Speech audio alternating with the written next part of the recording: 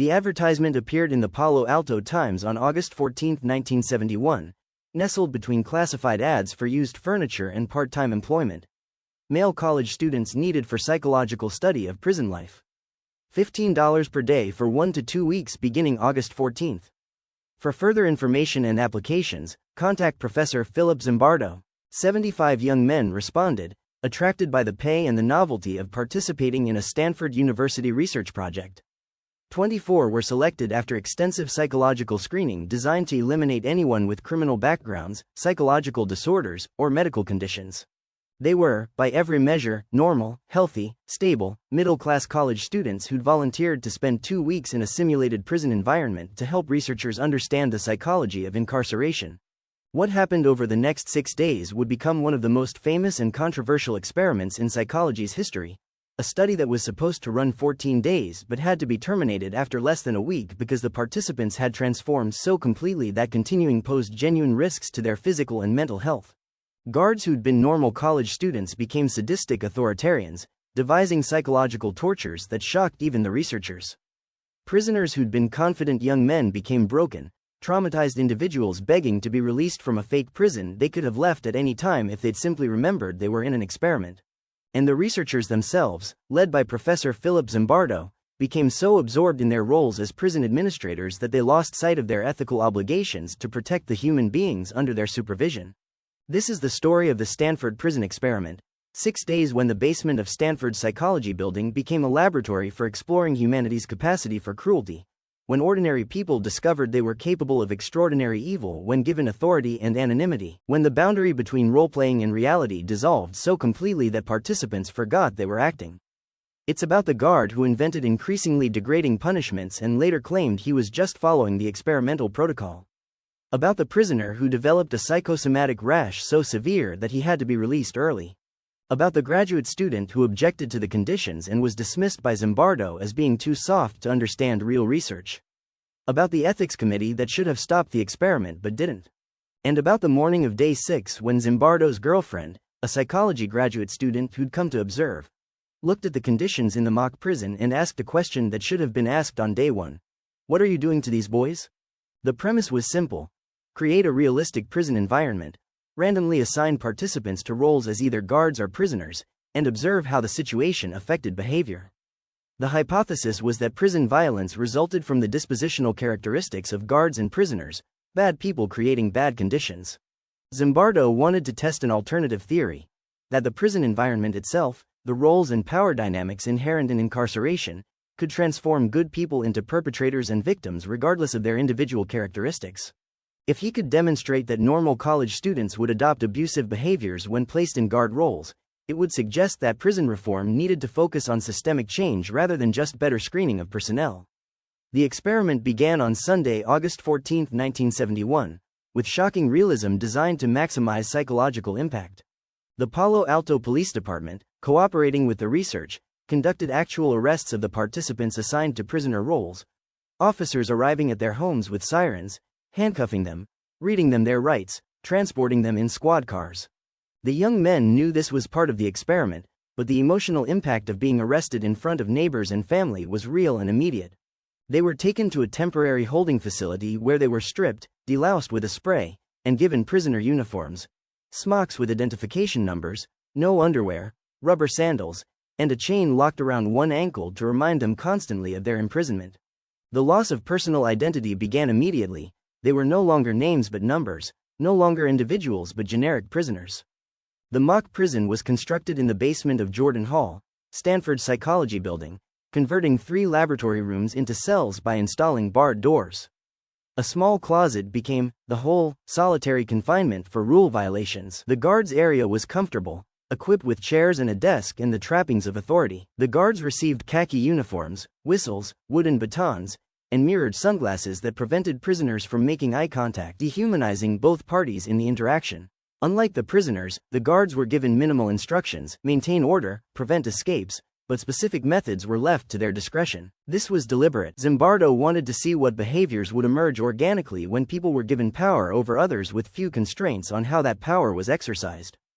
The experiment's first few hours were awkward, participants self-conscious about their roles, uncertain how seriously to take the situation. The guards tested their authority tentatively, issuing orders but without real conviction. The prisoners complied but with obvious awareness that this was theater, that they were playing along with an academic exercise. But the atmosphere shifted rapidly as participants began internalizing their roles, as the artificial situation started producing genuine psychological effects that surprised everyone involved, including the researchers monitoring from an observation room.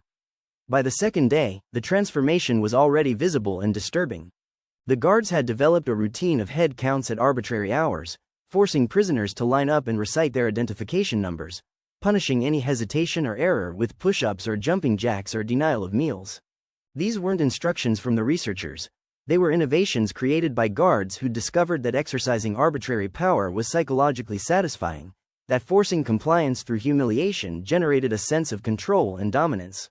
The prisoners, meanwhile, had begun internalizing their powerlessness, referring to themselves by numbers rather than names, asking permission for basic activities like using the bathroom, accepting punishments without protest even when those punishments were clearly excessive and unnecessary. The psychological dynamic that Zimbardo had theorized, that situational factors could override individual personality, was manifesting with disturbing speed. On the morning of day 2, the prisoners staged a rebellion, barricading themselves in their cells using their beds, refusing to come out or follow orders, taunting the guards and demanding better conditions. This was precisely the kind of authentic prison behavior Zimbardo had hoped to observe, proof that the simulation was generating real psychological responses. The guards' reaction exceeded all expectations and ethical boundaries. The guard who would later be identified as the experiment's most sadistic participant, referred to in research papers as John Wayne, because of his exaggerated tough guy persona, organized a response that involved stripping the prisoners, removing their beds, forcing the rebellion's leaders into solitary confinement, and creating a privilege cell, where compliant prisoners received better conditions while rebels were denied basic comforts. This divide-and-conquer tactic was sophisticated psychological manipulation, creating hierarchies among prisoners that prevented unified resistance. The guards also instituted increasingly degrading punishments, forcing prisoners to clean toilets with their bare hands, making them do excessive physical exercise until they collapsed, denying them food or bathroom access for arbitrary reasons, conducting strip searches that had no security justification but served to humiliate and degrade. These weren't protocols suggested by the research team.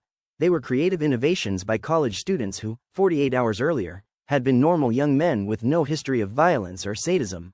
The speed of the transformation shocked the researchers, but not enough to stop the experiment, because they were documenting exactly the phenomenon they'd hypothesized. That ordinary people, given authority in a prison-like environment, would adopt oppressive behaviors regardless of their individual moral character. By day 3, the psychological breakdown of multiple prisoners was becoming obvious even to observers who weren't trained psychologists.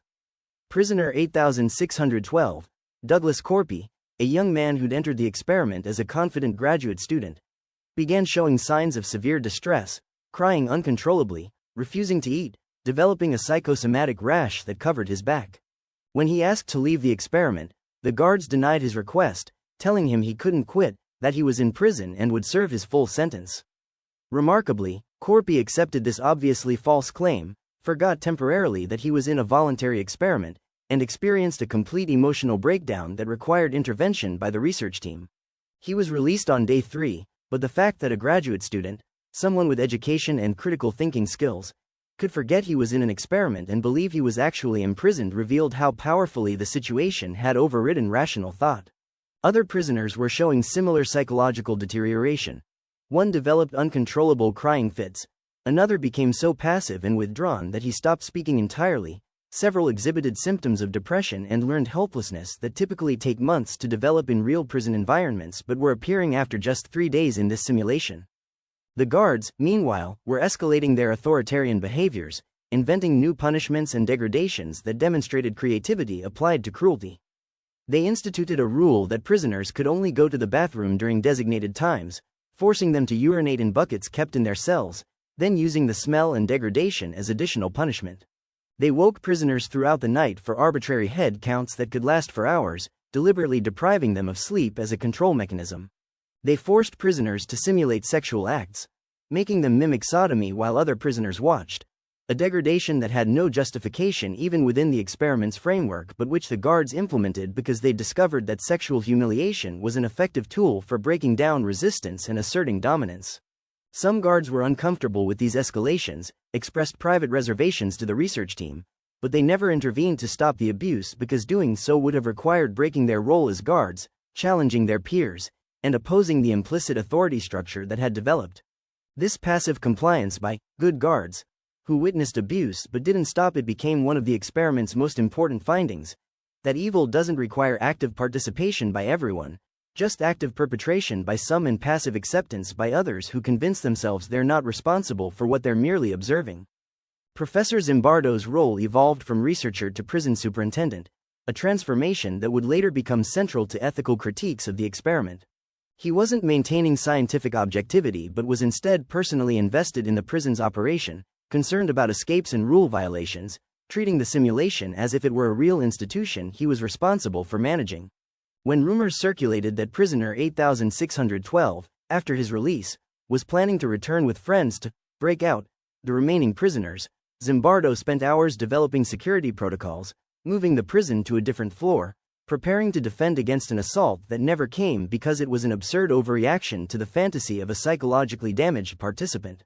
This paranoid response revealed how completely Zimbardo had internalized his superintendent role, how the experiment had consumed not just the participants but also the lead researcher who should have been maintaining critical distance. His graduate students and research assistants, most of whom were also monitoring the experiment, raised concerns about the conditions, about prisoners' psychological states, about whether they'd crossed ethical lines. Zimbardo dismissed these objections, argued that the distress was temporary and acceptable given the study's importance, insisted that they were documenting groundbreaking findings about human nature that justified the discomfort participants were experiencing. The turning point came on day 6, August 19, when Christina Maslik, a recently graduated psychology PhD who Zimbardo was dating, visited the experiment to observe the procedures. She'd heard Philip talk about the study enthusiastically, describing the dramatic role transformations and authentic prison dynamics they were documenting. But when she descended to the basement and saw the actual conditions, prisoners with bags over their heads being marched to the bathroom by guards shouting orders, the degradation and psychological abuse, the young men who'd clearly been broken by their experiences, she was horrified. That night, she confronted Zimbardo with a question that would later become famous. "What are you doing to these boys?" She challenged him to see what she saw, that this wasn't important research but rather a situation that had spiraled completely out of control, that he'd become so absorbed in his role as prison superintendent that he'd lost all perspective on his ethical obligations as a researcher, that continuing the experiment for another 8 days would cause serious psychological harm with no corresponding scientific benefit. Zimbardo's initial reaction was defensive. He argued about the importance of the findings, the validity of the methodology, the necessity of completing the full 2-week protocol. But Maslik persisted, refused to be dismissed, forced him to actually look at what was happening with fresh eyes rather than through the distorted lens of someone who'd been immersed in the situation for 6 days. At 7:30 a.m. on August 20, 1971, the Stanford prison experiment was terminated, 6 days into the planned 14-day study. Zimbardo gathered the participants, guards and prisoners together for the first time since the experiment began, and explained that the study was over, that they were being released immediately, that they would participate in debriefing sessions to discuss their experiences. The reactions were mixed and revealing. Some prisoners were relieved to the point of tears, others were angry that they'd been subjected to abuse in the name of research, still others were confused because they'd become so absorbed in their prisoner identity that ending the experiment felt like freedom from actual imprisonment. The guards' reactions were even more psychologically complex. Some expressed relief that it was over, acknowledging that they'd been uncomfortable with their own behavior but hadn't known how to stop. Others, disturbingly, expressed disappointment that the experiment was ending just when they'd gotten good at being guards, suggesting that they'd enjoyed the power and the opportunity to dominate others, that the sadistic behaviors they'd exhibited weren't just role-playing but had tapped into genuine authoritarian impulses they hadn't known they possessed. The debriefing sessions, conducted over several days following the experiment's termination, revealed the profound psychological impact on participants. The prisoners described feeling genuinely trapped despite knowing intellectually that they could leave, experiencing real fear of the guards despite understanding that no actual harm could come to them, developing depression and learned helplessness after just 6 days that normally required months of actual incarceration to manifest. They talked about losing their sense of identity, beginning to think of themselves as their prisoner numbers rather than their names, accepting degrading treatment as normal and deserved rather than as arbitrary abuse. Several required counseling sessions that extended weeks beyond the experiment, processing the trauma of what they'd experienced and struggling with the realization that a fake prison had affected them as powerfully as real imprisonment might have. The guards' debriefings were equally disturbing but in different ways. Many expressed shock at their own behavior, couldn't fully explain why they'd been so cruel, described feeling caught up in their roles to the extent that sadistic actions had felt appropriate and even necessary in the moment. They talked about the intoxication of power, how it had felt to have complete control over other people, how easy it had been to dehumanize the prisoners once the guards started thinking of themselves as authority figures rather than fellow college students playing roles. The experiment's findings were published in 1973 and immediately became foundational texts in social psychology, cited in thousands of subsequent research papers, taught in virtually every introductory psychology course as demonstration of how situational factors can override individual personality in determining behavior. Zimbardo's interpretation emphasized the power of social roles and environmental contexts, that normal, healthy individuals could be transformed into oppressors or victims depending entirely on the roles they were assigned and the situations they were placed in.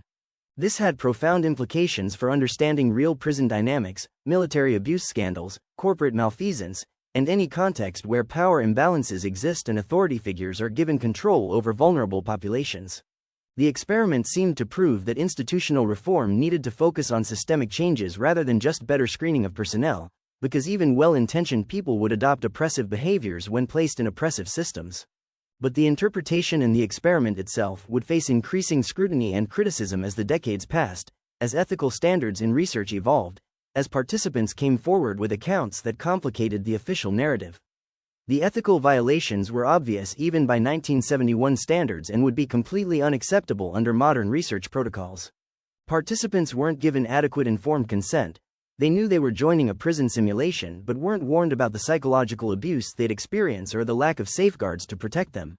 They weren't allowed to withdraw freely despite believing they were in a voluntary experiment. When prisoners asked to leave, guards and researchers told them they couldn't, creating psychological coercion that violated basic research ethics. The debriefing, while extensive, couldn't undo the psychological damage that participants had experienced, some of which persisted for years afterward. Zimbardo himself acknowledged in later writings that the experiment wouldn't be approved by any modern institutional review board, that ethical standards had appropriately evolved to prevent this kind of research, but he continued to defend the scientific value of what they'd discovered even while admitting the methods were problematic. The controversy intensified in subsequent decades as various participants came forward with accounts that challenged Zimbardo's narrative. Some former guards claimed they'd been coached by the researchers to be harsh, that the sadistic behaviors weren't entirely spontaneous but had been encouraged through implicit and explicit cues about what the experiment needed to demonstrate. Former prisoners described feeling manipulated, used as props in research designed to generate dramatic findings rather than genuine scientific knowledge. These revisionist accounts were disputed by Zimbardo and other researchers, creating an ongoing debate about what actually happened during those 6 days and whether the experiment's findings were valid demonstrations of situational influence or artifacts of experimenter bias and participant demand characteristics. The Stanford prison experiment's legacy is contradictory and contested.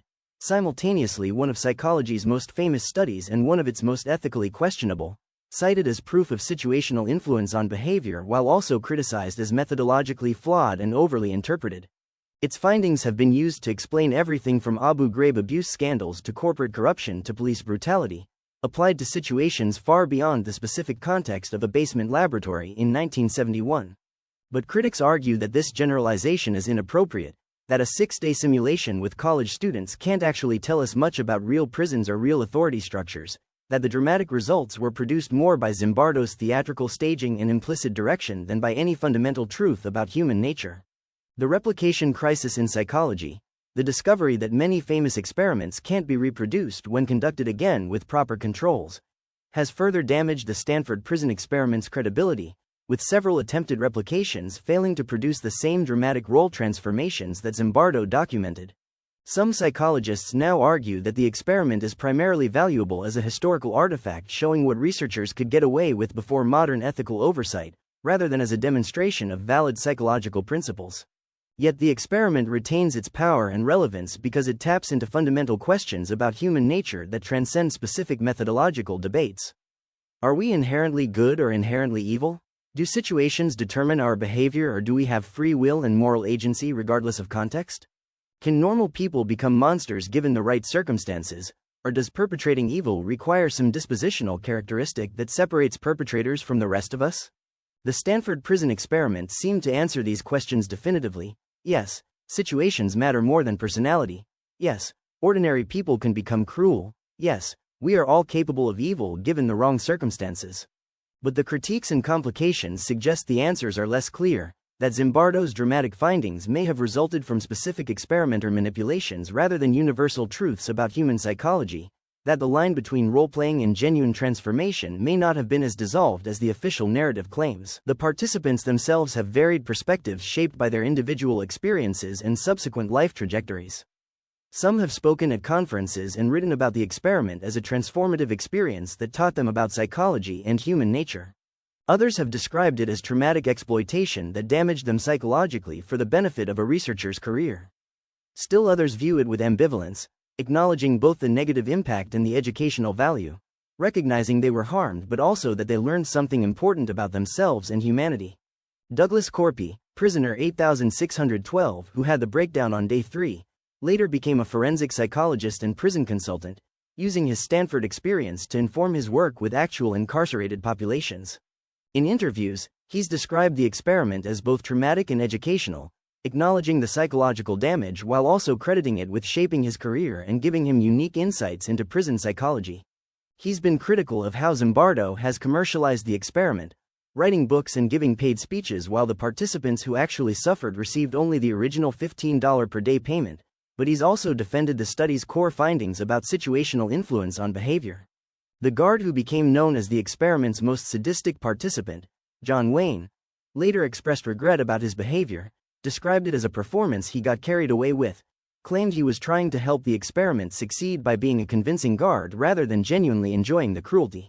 This explanation has been challenged by other participants who witnessed his enthusiasm for devising degrading punishments, creating an unresolved question about whether his sadism was authentic or performative and whether that distinction even matters if the victims experienced real psychological harm regardless of the perpetrator's internal motivations. Philip Zimbardo built a distinguished career partially on the fame generated by the Stanford prison experiment, publishing extensively about its implications, testifying as an expert witness in court cases involving police abuse and military misconduct, using the study's findings to argue for systemic reforms in how authority and power are structured and monitored. He's been both celebrated as a pioneering researcher who revealed uncomfortable truths about human nature and criticized as a self-promoter who exaggerated his findings' significance and downplayed the ethical violations that made those findings possible.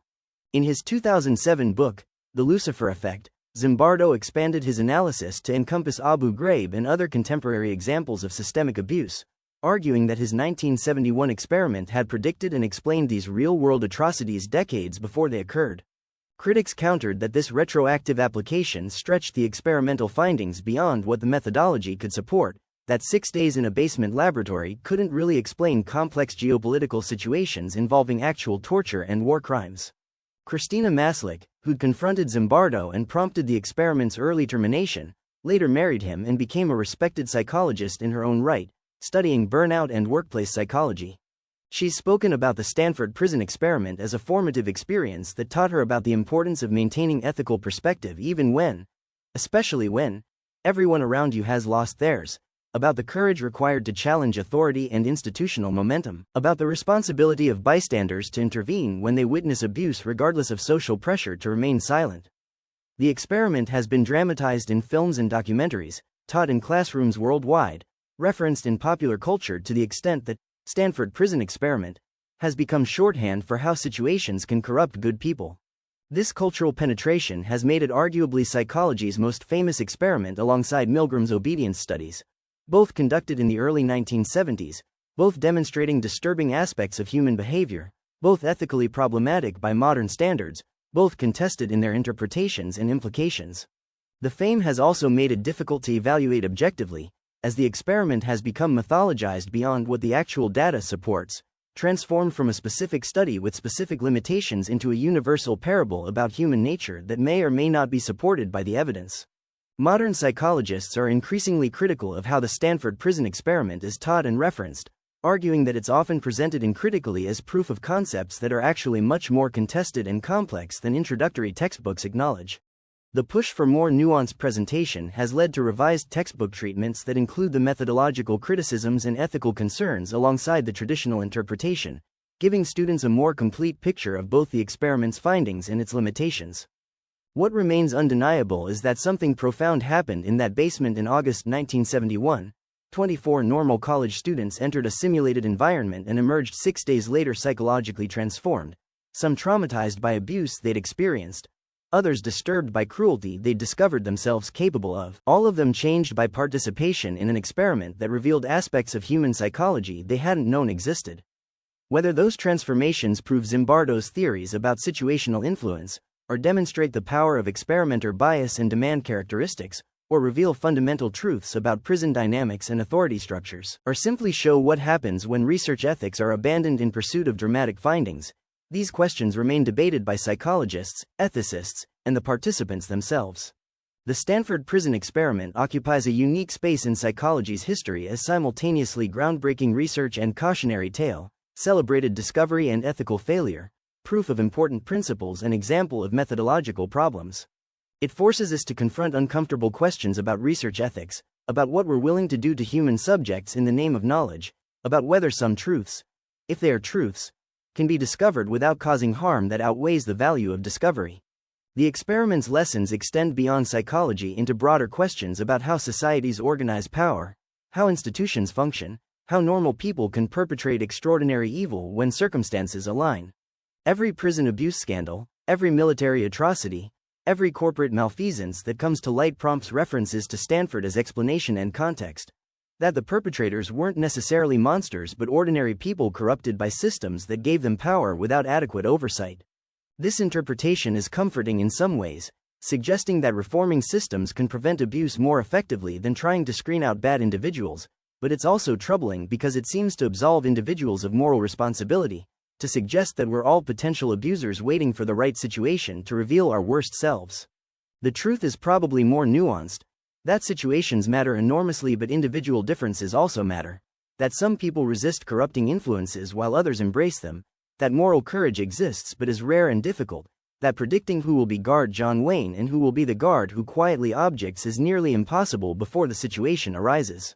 These complexities make the Stanford prison experiment endlessly fascinating and endlessly controversial, a study that refuses to deliver simple answers even as it's constantly invoked to explain complex phenomena. 53 years after the experiment's termination, its participants are now in their 70s, living with memories of 6 days that shaped their understanding of themselves and humanity. Some maintain contact, gathering occasionally to discuss their shared experience and how it's been interpreted and misinterpreted over the decades.